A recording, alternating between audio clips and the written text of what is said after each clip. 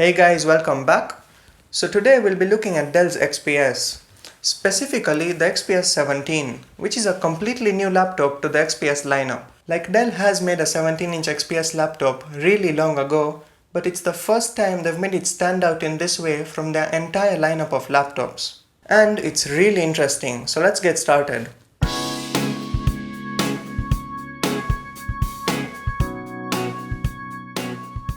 Starting with the design and overall impression of the device, we can see that Dell has completely revamped the look of the XPS laptops. By the way, the XPS is also available in 13-inch and 15-inch, but in this video we'll be focusing on the biggest 17-inch version. Despite offering 17 full inches of pure screen size, this laptop yet manages to remain, I can't say compact, but small and more portable compared to other 17-inch laptops in the market. And it's possibly also the 17-inch laptop with the smallest footprint available in the market today. Dell has really focused on the design and aesthetics of the laptop. The enclosure is sculpted by a CNC machining process, and a high-precision, machine-milled aluminum chassis creates an elegant design with high build quality that's stronger and stiffer than magnesium or plastic. It also has diamond-cut sidewalls that look really premium, and an anodized aluminum surface means that there is no paint that can chip away over time. The build of the laptop is solid, and that carries on to the hinge mechanism.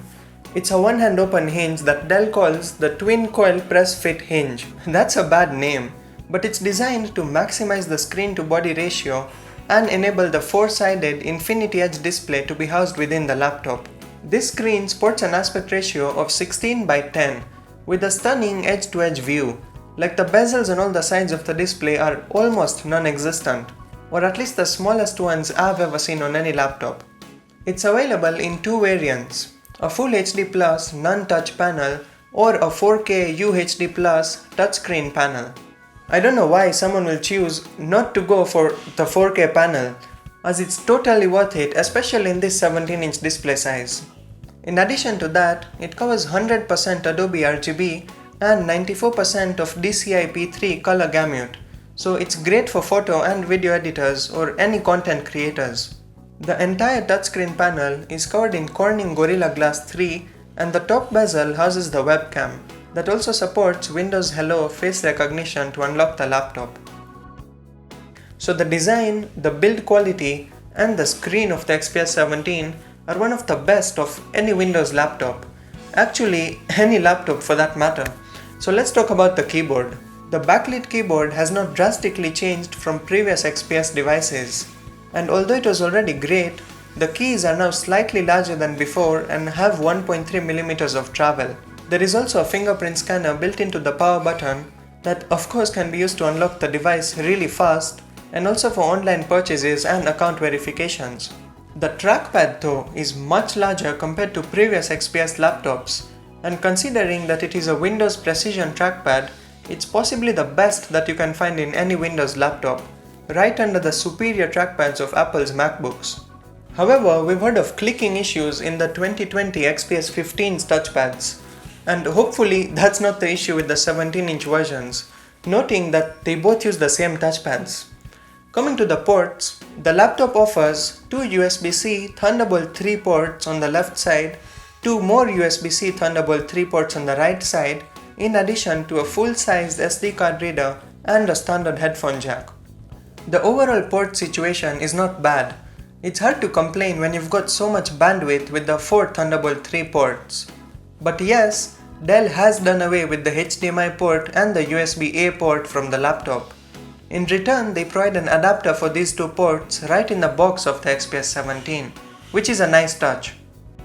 Moving on to the speakers, Dell has finally shown some gravity, as the speakers on older XPS devices have always been a weak point.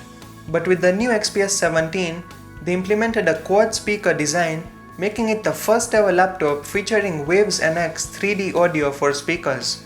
This means the speakers on the device sound great and will not disappoint in any type of usage scenarios, as now they are also front firing similar to MacBook speakers. The deck of the laptop is covered with a carbon fiber weave that helps keep the device rigid, light, and also feels soft to the touch. but has to be cleaned regularly as it catches smudges pretty easily. The carbon fiber also offers heat resistance from the internals of the laptop when you rest your palms on it. And yes, the powerful internals of this laptop can indeed generate a lot of heat. Talking about that, this device comes in many configurations, starting from a 10th gen Intel i5 4-core CPU to a 10th gen Intel i9 8-core CPU. In terms of graphics, you have two options, the NVIDIA GTX 1650 Ti or the NVIDIA RTX 2060 with 6GB of GDDR6 memory. The device can also be configured from 8 to 64GB of DDR4 RAM and 256GB to 2TB of storage via PCIe SSDs. This spec sheet should give you an idea of how powerful this device can get and also how the price varies between the different configurations, noting that it is a high-end premium laptop that can get really expensive. And considering the high-end model with the RTX 2060 graphics card, gaming isn't really a problem with this laptop too.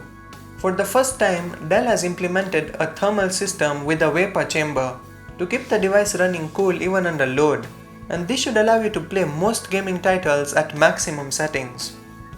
The XPS 17 features a 97 Wh battery paired with a 130 Watt charging adapter on the high-end model and can be charged via any of the 4 USB-C ports on the laptop. Wrapping up, the XPS 17 is an amazing laptop if you are a power user. With the amazing 17-inch screen in a 15-inch form factor, great keyboard, trackpad, speakers and also performance, Dell is offering a solid laptop for content creators who may also consider gaming as a sidekick. Well, that's it for this video. Be sure to drop a like if you enjoyed the video and hit the subscribe button if you want to see more tech content. Thanks a lot for watching and I'll catch you guys in the next video.